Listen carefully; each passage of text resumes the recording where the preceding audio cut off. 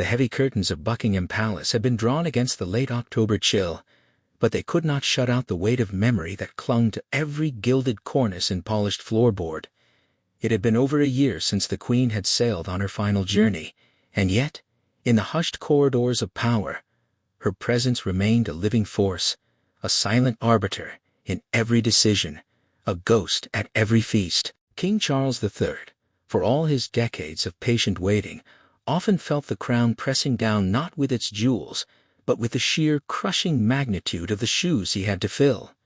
His reign, though steady, was viewed by a skeptical public as a transitional one, a bridge, and bridges, by their very nature, are walked over to reach something else. That something else, of course, was William.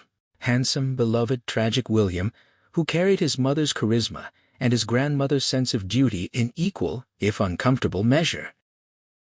But on this particular night, it was not the king or the heir who held the key to the monarchy's future. It was the one they often overlooked: Anne, the Princess Royal. For decades, Anne had been the family's spine, unyielding, practical, and utterly devoid of the vanity that plagued so many of her relatives. She arrived at royal engagements on time, worked harder than any courtier, and never once complained. The public saw her as formidable, even intimidating. What they did not see was the quiet burden she had been carrying since the last time she held her mother's hand in the drawing-room at Balmoral. The Queen had given her a sealed envelope, not a will, not a legal document, but something far more dangerous, a final, unvarnished wish. And Anne had been instructed to wait until the grief had settled, until Charles had found his footing, and until the moment was ripe. Tonight, she decided, was that moment. The request came without fanfare. A footman delivered a handwritten note to the king's private study, and another to William's apartment at Kensington Palace. "Come to the blue drawing-room, 11 o'clock. Come alone, Anne." Charles, who had been reviewing dreary reports on Commonwealth trade agreements, felt a prickle of unease. His sister was not given to theatrics. If she was summoning them like errant schoolboys, something was profoundly wrong. Across the city, William had just finished reading a bedtime story to a sleepy Prince George. He kissed his son's forehead, looked at Catherine, who was already half asleep in their bed, and slipped out without explanation. The drive through the fog-shrouded streets of London felt surreal. The palace, when he arrived, was eerily quiet. The usual bustle of household staff had been dismissed. Only the ticking of a grandfather clock in the grand hall marked the passage of time as he made his way to the blue drawing-room. When William entered, he found his father already seated, his posture rigid, his face a mask of controlled anxiety. Anne stood by the fireplace, her back to them, one hand resting on the marble mantel. She turned, and William was struck by the sight of her. Anne was not a woman given to visible emotion, but her eyes were red-rimmed, and her jaw was set with the kind of determination that precedes a confession or a battle. "Sit down, both of you," she said. It was not a suggestion. Charles and William obeyed, settling into opposing velvet chairs. The fire crackled, casting long shadows that danced across portraits of their ancestors. Anne did not sit. Instead, she reached into the pocket of her tweed jacket and withdrew a single sheet of paper, folded into thirds. It was creased and soft, as if it had been read 100 times. "I have kept this for 487 days, Anne began, her voice low but steady. "Mama made me promise not to open it until after her funeral, and then not to share it until I believed the family was strong enough to hear it. I don't know if we are strong enough, but I know we are running out of time." Charles leaned forward, his curiosity overcoming his caution. "What is it, Anne? A letter? We have seen all her letters." Anne shook her head. "Not all of them. This one was for me alone. She wrote it 3 months before she died, when she knew the end was near, but her mind was still terrifyingly sharp." She held the paper up, but did not hand it over. "In this letter, Mama does not talk about the past. She does not apologize for mistakes or reminisce about corgis and Christmas at Sandringham. She talks about the future. Specifically, she talks about the survival of the crown." William's throat tightened. He had spent his entire life preparing for that survival. Every public speech, every charity event, every carefully managed photograph was a brick in the edifice of his future kingship. To hear it discussed so clinically by his aunt, in the dead of night, felt like a violation of some unspoken law. "Go on," he managed to say. Anne unfolded the letter, but she did not read from it verbatim. Instead, she paraphrased, her voice gaining a sharp edge. "Mama writes that the monarchy is not a birthright. It is a contract with the people, and she fears that contract is close to being broken. She saw the polls. She heard the whispers from Australia, Canada, and Jamaica. She knew that after she was gone, the reverence for the institution would fade faster than the memory of her face on the stamps." Charles opened his mouth to protest, but Anne raised a hand. "Let me finish. She says that Charles is a good man, a passionate man, but he carries the baggage of a difficult marriage and a long apprenticeship. The public respects him, but they do not adore him, and in a modern world, respect without adoration is a death sentence for a monarch." The king's face paled. He looked, for a moment, like a boy who had been scolded in front of a school assembly. William felt a pang of sympathy for his father, but it was quickly swallowed by his own rising anxiety. What did the letter say about him? Anne turned her gaze to William, and her expression softened almost imperceptibly. "And then she writes about you, William. She calls you the Great Hope, but she also writes that you are haunted. She says you carry the ghost of your mother so closely that sometimes the people see Diana, not William, when they look at you. She worries that you have become so cautious, so determined not to repeat your father's mistakes, that you have lost some of your fire." William felt the words like a physical blow. He had spent years building walls around his emotions, presenting a calm, capable exterior to the world. To hear his grandmother, the one person whose approval he craved above all others, suggest that this exterior was a weakness, was devastating. "She's wrong," he whispered, but the protest was feeble, even to his own ears. Anne ignored him. She was building to the climax, and nothing would stop her now. "It is after she discusses you both that she reveals her true fear," Anne continued, her voice dropping to a near whisper. "She writes that if the monarchy continues on its current path, if it remains a story of fathers and sons, of lineage and blood, it will not survive the next 20 years. The world is moving too fast. The old deference is gone. What the people want now is not a ruler, but a representation of their best selves. They want someone who has struggled, who has worked, who has not been handed everything on a silver platter. They want someone who chose this life, rather than someone who was born into it." The room fell silent. The clock ticked. The fire popped. And then Anne spoke the words that would render both the king and the future king utterly speechless.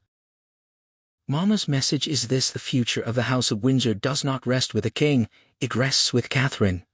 She let the name hang in the air like a thunderclap. Charles blinked, his mind struggling to process the statement. "Catherine?" he repeated, as if hearing the name for the first time. "The Princess of Wales?" William shot to his feet, his chair scraping violently against the hardwood floor. "That's impossible," he said, his voice cracking with a mixture of anger and disbelief. "The succession is law. It's parliament. It's centuries of tradition. You cannot just hand the crown to my wife because of a letter." Anne remained motionless, her eyes locked on his. "She is not trying to change the succession, William. She is not an idiot. She knows the crown passes to you. But she is saying that if you are wise, you will understand that your reign will only be successful if you rule alongside Catherine as a true partner. Not as a consort who opens hospitals and smiles for the cameras, but as a co-monarch in all but name. Mama believed that Catherine has something none of us have, the common touch without the common desperation." Charles, who had been silent throughout William's outburst, finally spoke. His voice was quiet, contemplative. "The Queen, she saw this in Kate from the beginning, didn't she?" Anne nodded. "She told me years ago, after the wedding. She said, 'Anne, that girl has the patience of a saint and the spine of a lion. She will outlast them all.' I thought she was just being kind, but the letter proves she was being prophetic." Charles leaned back in his chair, his eyes drifting to a portrait of Queen Victoria on the far wall. Victoria, too, had ruled alongside a beloved consort. But Albert had never been the monarch. He had been the power behind the throne, yes, but the crown had remained firmly on Victoria's head. This was different. This was suggesting a reversal of the natural order. A queen who was not born to the purple, but who might be more regal than any of them. William paced the room, his hands running through his hair. This is absurd. Kate doesn't even want this. She hates the spotlight. She would be horrified if she knew we were having this conversation. Anne smiled, a thin, knowing smile.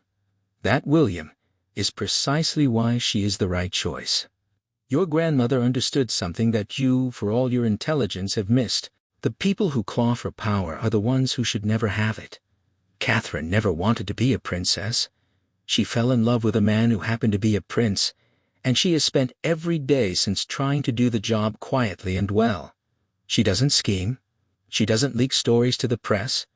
She doesn't compete with her husband's ex-sister-in-law for magazine covers. She just shows up, does the work, and goes home to her children. In an age of influencers and attention seekers, that authenticity is the most valuable currency in the world. Charles nodded slowly, the initial shock giving way to a reluctant recognition. He had seen it himself.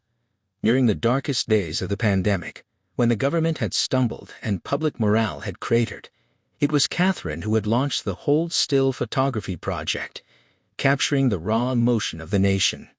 She had not given grand speeches. She had simply created a space for others to tell their stories, and the public had loved her for it. They saw her not as a distant aristocrat, but as a mother, a neighbor, a fellow citizen who happened to live in a palace. Anne is right, Charles said, and William stopped pacing to stare at his father. The polling data doesn't lie. Catherine's approval ratings are consistently higher than yours, William, higher than mine. She is the most popular member of the family, and she has achieved it without ever uttering a controversial word or making a single misstep. William felt the ground shifting beneath his feet. He had always known Catherine was special. He had fallen in love with her for her steadiness, her warmth, her refusal to be intimidated by the bizarre circus of royal life. But he had always assumed that her role would be to support him, to stand 2 steps behind him, to be the soft smile in the background of his historic photographs. To hear that his grandmother, the architect of modern monarchy, envisioned Catherine as the lead actor and him as the supporting cast was a profound humiliation. "So what do you propose?" he asked bitterly. "That I step aside? That I become the prince consort to my own wife?" Anne walked towards him and placed a surprisingly gentle hand on his arm. "No, Mama does not want you to step aside. She wants you to step up. She wants you to be secure enough in your own identity to let Catherine shine. She believes that a dual monarchy, a partnership of equals, is the only way to save the crown.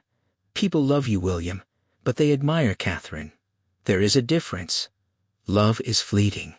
Admiration, true admiration, for someone's character, lasts for generations." The 3 of them stood in silence for a long moment. Outside, the fog thickened, muffling the distant sounds of London traffic. Inside, the weight of the Queen's final wish settled over them like a shroud. Charles was the first to break the silence. "What does she say about the children?" "George?" Anne looked back at the letter. "She says that George must be raised to understand that service is more important than sovereignty. She says that if Catherine and William can model a modern, equal partnership, then George will grow up expecting the same from his own future marriage, and that, she believes, is how the monarchy will survive, not through rigid adherence to tradition, but through a quiet, relentless evolution." William sank back into his chair, the fight draining out of him. He thought of Catherine, asleep in their apartment, completely unaware that her future was being rewritten in a darkened room miles away. He thought of her kindness to the staff, her patience with his moods, her fierce protection of their children, and he realized, with a start, that he was not angry at the Queen's message. He was angry at himself for not seeing it sooner. He had been so focused on his own destiny, his own preparation, his own burden, that he had failed to notice the quiet miracle that was his wife. "She will hate this," he said finally, a small, reluctant smile tugging at his lips. "She will hate the attention. She will hate the idea of being singled out." Anne folded the letter and placed it back in her pocket. "Then we will not tell her." "Not yet. Mama's instruction was not to publish this letter or to make some grand announcement. Her instruction was to change the way we operate, behind the scenes. Slowly, we give Catherine more meaningful responsibilities. We let her lead on the causes she cares about. We put her front and center at state banquets and diplomatic meetings. We let the public draw their own conclusions. By the time they realize she is the one running the show, it will simply feel natural." Charles stood up, stretching his stiff legs. "It is a gamble," he said, "but I suppose all of life is a gamble, and Mother was rarely wrong about people." He looked at his son. "How do you feel about this, William, truly?" William took a long, steadying breath. "I feel relieved," he admitted. "For 20 years, I have felt the weight of the entire institution on my shoulders. I thought I had to be perfect. I thought I had to be my grandmother. But she is telling me from beyond the grave that I don't have to do it alone. She is giving me permission to lean on my wife, and if that is her final wish, then I would be a fool to ignore it." Anne nodded, satisfied. "Good. Because there is one more thing. The letter mentions that Catherine will face a terrible trial in the coming years. Mama did not know what it would be. She only had a premonition. But she wrote that how Catherine handles that trial will determine everything. If she breaks, the monarchy breaks. If she endures, she will become one of the greatest queens in our history." William's blood ran cold. A terrible trial? His mind immediately went to the paparazzi, to the relentless harassment that had killed his mother. But Catherine was stronger than Diana had been. Diana had been a romantic, a dreamer who needed love and validation. Catherine was a pragmatist. She had a solid family, a secure marriage, and a will of iron. "We will face it together," William said firmly. "Whatever it is, we will not repeat the mistakes of the past." Charles placed a hand on his son's shoulder. "No," he agreed. "We will not. And that is precisely why Mother chose Catherine, because she knew that William, the son of Diana, would never let history repeat itself. He would protect his wife at all costs, and a king who protects his queen is a king worth having." The clock struck midnight. The meeting was over. Anne left first, melting into the shadows of the corridor. Charles lingered for a moment, looking at the portrait of his mother that hung above the fireplace. "You were always 3 steps ahead of us, weren't you?" he whispered to the painting. Then he too departed, leaving William alone with his thoughts. William sat for a long time, staring into the dying embers of the fire. He felt a strange mixture of emotions, humility, gratitude, and a fierce, protective love. He thought of the tabloid headlines that had once mocked Catherine as "Waity Katie." He thought of the snobs in aristocratic circles who had sneered at her mother's party supplies business. He thought of all the people who had underestimated her, dismissed her, reduced her to a clothes horse or a baby maker. And then he smiled, because he knew what they did not. He knew that the quiet woman with the steady hands and the gentle smile was, in fact, the most formidable person he had ever met. She had endured a decade of scrutiny before he even put a ring on her finger. She had raised 3 children under the glare of 1,000,000 flashbulbs. She had held his hand at his mother's memorial, at his grandfather's funeral, at his grandmother's graveside. She had never once complained. She had never once asked for recognition. She had simply done her duty, day after day, with a grace that seemed almost supernatural. And now, thanks to a letter written by a dying queen, the world was finally going to see what William had always known, that the future of the British monarchy was not a king in a crown, but a mother in a coat dress, kneeling down to talk to a child, listening more than she spoke, and loving without condition. He stood up, blew out the remaining candles, and walked out of the blue drawing room. As he descended the grand staircase, he passed a portrait of Queen Elizabeth II in her garter robes. He paused, looked into her painted eyes, and gave her a small, respectful nod. "Thank you," he said softly, "for seeing her, for giving me permission to see her too." The painting did not answer, of course, but William could have sworn he felt a warmth in the air, a faint scent of lily of the valley, his grandmother's favorite perfume, and the unmistakable sense that somewhere beyond the veil, the old queen was smiling. The monarchy, she knew, was in safe hands. Not the hands she was born with, but the hands she had chosen, and that, as Princess Anne had so perfectly understood, made all the difference in the world. The fog outside began to lift. A new dawn was breaking over London, and with it, a new chapter in the most famous family on earth. William got into his car and drove home to Kensington Palace. He could not wait to see Catherine's face in the morning light. He could not wait to start building the future his grandmother had dreamed of, a future of partnership, of equality, and of a queen who never asked for the crown, but who would wear it better than anyone ever had.